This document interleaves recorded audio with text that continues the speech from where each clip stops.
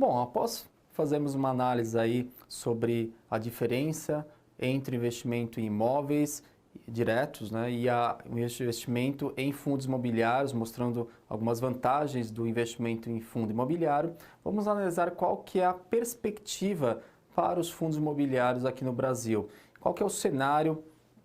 e as expectativas do mercado em relação ao crescimento desse tipo de investimento. Primeiramente, nós temos um cenário,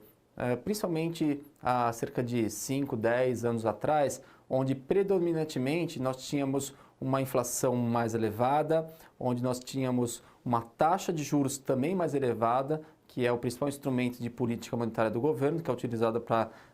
reduzir as taxas de inflação,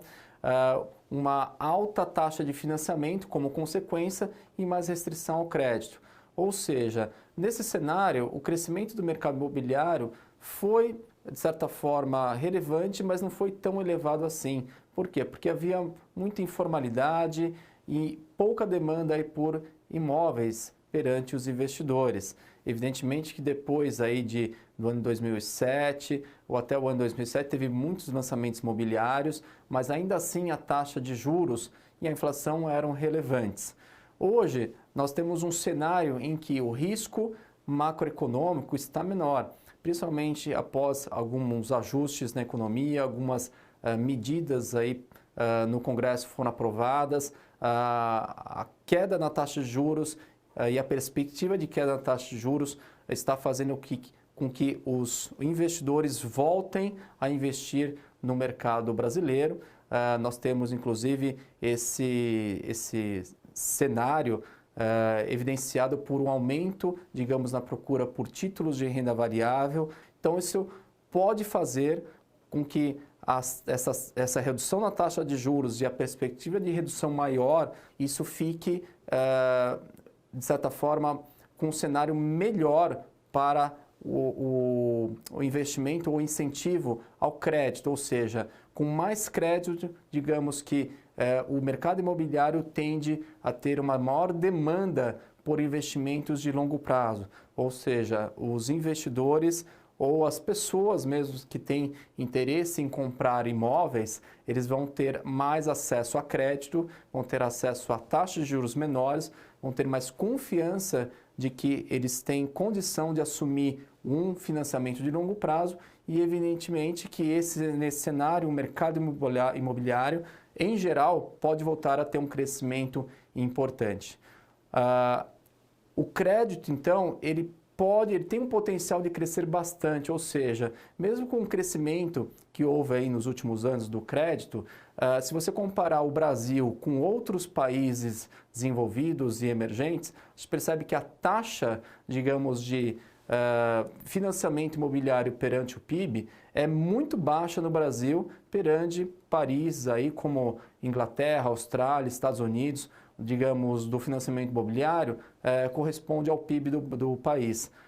Até comparando o Brasil mesmo com países próximos, como Argentina, como a própria Índia, México, Chile, Malásia, esses países superam muito esse crédito, digamos, que financia, que ajuda exatamente, digamos, a desenvolver o mercado imobiliário. Então, a perspectiva para o mercado imobiliário no Brasil é a seguinte, né, que o país está voltando, digamos, a crescer, então a perspectiva é que o país volte a retomar a sua atividade econômica de uma forma mais consistente nos próximos anos,